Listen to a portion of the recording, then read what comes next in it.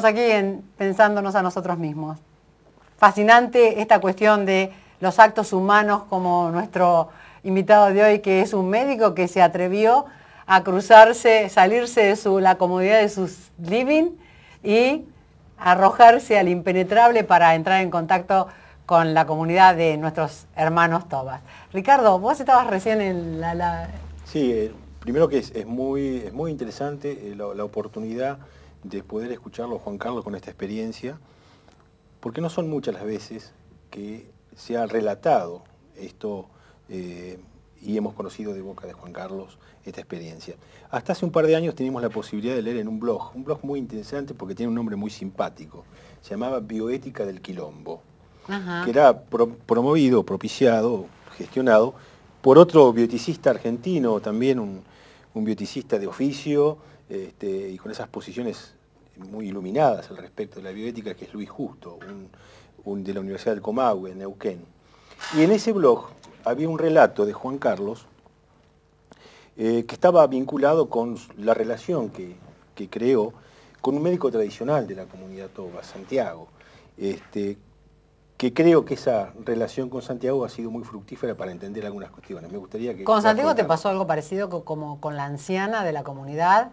No, Santiago era más directo, Santiago era absolutamente directo. Santiago, muchos años trabajamos, él lamentablemente hace unos años falleció, murió no llegaba a los 45 años y murió porque no lo operaron en el momento que debía ser operado, hizo una obstrucción de un cálculo biliar que tenía y se murió de una pancreatitis.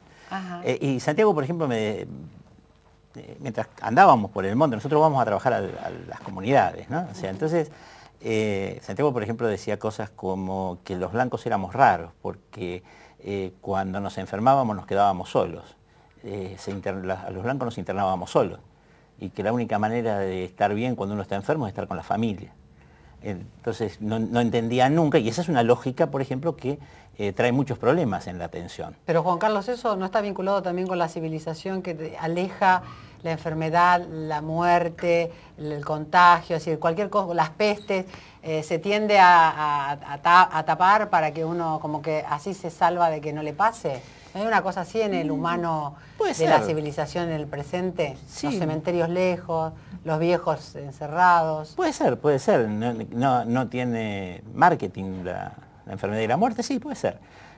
Pero el asunto es que esta gente está viva. Una de las cosas que muchas veces me dijo también Santiago fue, es difícil estar sano cuando uno en los libros aparece como que los tobas eran, los tobas cazaban, porque los tobas somos, los tobas cazamos. Así que esas son cosas que eran muy claras y muy simples. Y muchos años trabajé con él sin saber que él era en realidad un médico tradicional. Él, hasta que tuvo mucha confianza, no se animó a decirlo. Porque, ¿por qué no lo dijo? No sé, pero no se animó a decirlo muchos años.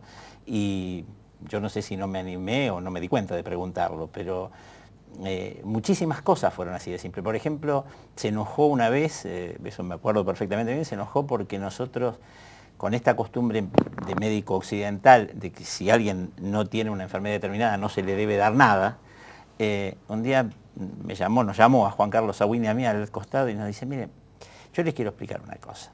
En la relación de nuestra cultura, cuando alguien viene al médico, algo de ese médico se tiene que llevar, si no el acto no existe. ¿Un té de anís en grano o cualquier cosa? Algo se tiene que llevar.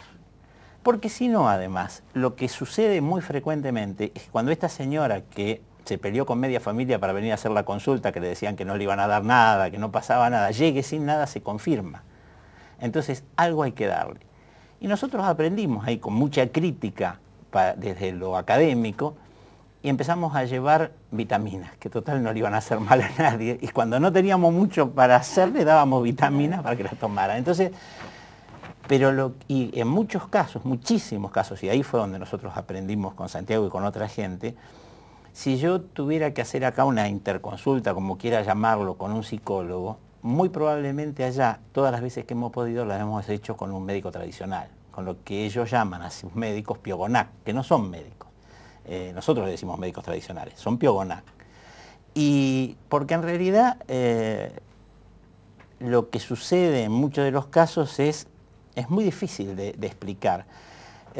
Un tema importante es saber, por ejemplo, que la concepción de salud es una concepción integral de salud, pero integral mucho más allá de lo que nosotros decimos concepción integral de salud.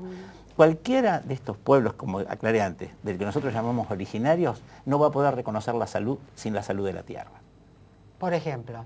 No lo va a poder hacer. Porque la Pachamama tiene que ver directamente con el bien y con la salud. Porque es su identidad. Santiago, por ejemplo, yo a veces le decía, Santiago, ¿por qué rompen tanto con esto de que necesitan la tierra? Y después cuando le dicen de la tierra, dicen que no la venderían. Entonces me contestó muy simple, como hacía siempre. Me miró y me dijo, ¿usted no dice, Doc, mi mamá? Sí. ¿Y la vendería? No. Simple. Así contestaba las cosas. Hubo una anécdota, yo creo que lo más interesante es contar las anécdotas de ellos, ¿no? Una anécdota acá en la Facultad de Medicina. Nosotros nos pidieron una vez que habláramos sobre el tema de salud de estas comunidades. Y nosotros dijimos que nosotros, si querían, hablábamos de la experiencia que nosotros habíamos tenido con tratar en estas comunidades, pero de la salud de ellos que hablaran ellos, no nosotros. Totalmente.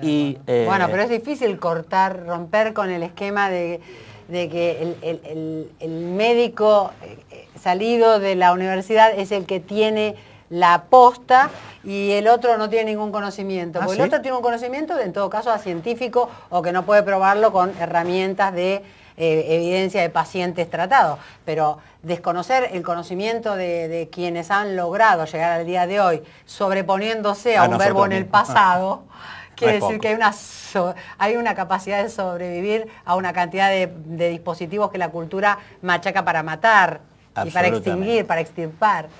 Gente que vino en ese encuentro, que fue, para los que conocen, se pueden hacer una idea de lo que era el 5.º piso de la Facultad de Medicina de acá de Buenos Aires, que era el sector de medicina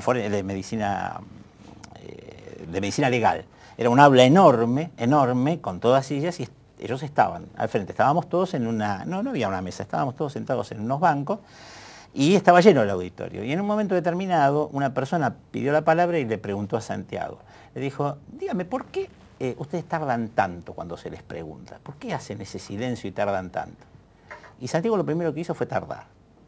Bien. Se tomó el tiempo, se paró despacito, y le dijo, mire, más o menos, las palabras no son textuales, pero le dijo, mire, en mi pueblo nadie pregunta, en mi pueblo solo se pregunta si no se sabe.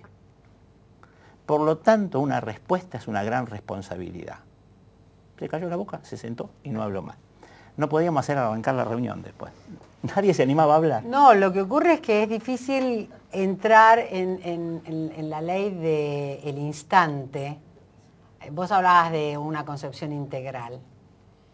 Cuando vos llegás a este lugar, por lo que te escucho, llegás y lo primero que haces es oír.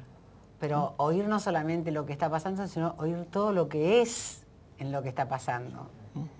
Y en esa reunión donde él responde, Santiago responde de esa manera, lo que no hay es un entrenamiento de los comensales, de los que participan del encuentro, del uso del tiempo en relación al conocimiento. Sí, sin duda. Entonces, eso es lo más difícil, porque es lo que yo le digo a veces a mis hijos. Mis hijos dicen que se aburren conmigo. Le digo, es una excelente oportunidad que tienen de vivir, porque aprender a aburrirse es una de las experiencias más terribles del ser humano. Entonces, abúrrase conmigo que soy un familiar. Y espero que no me vendan, como decimos. Está bien. ¿No? Porque es así es. Así que mi experiencia con ellos ha sido siempre... Y una de las cosas, por ejemplo, que aprendí despacito y a los tropezones, fue esto de algunos tiempos. Por ejemplo, el tiempo del que habla el otro, el no superponerse al tiempo que el otro habla. Porque una de las cosas que continuamente ocurren es que se está contestando antes que el otro termine de decir, así que yo no sé muchas veces qué es lo que se le está contestando, porque si no se lo terminó de escuchar, es difícil dar una respuesta. Y esto la verdad, hoy cuando hablábamos, yo no lo aprendí en la facultad eso. Lo aprendí allá cuando llego, por ejemplo, que voy desde Buenos Aires, y nos dicen siempre, ¿por qué nos gritan? Claro, no le gritamos, hablamos en el tono de voz que hablamos acá. ¿O por qué andan tan apurados? No estamos apurados, estamos en el ritmo que estamos. Y la otra cosa que hacemos es superponernos en el diálogo, superponernos permanentemente. En general, la gente de estas comunidades, más allá de todo lo invadido que está por nuestra cultura, no sé, algunas cosas las conservan.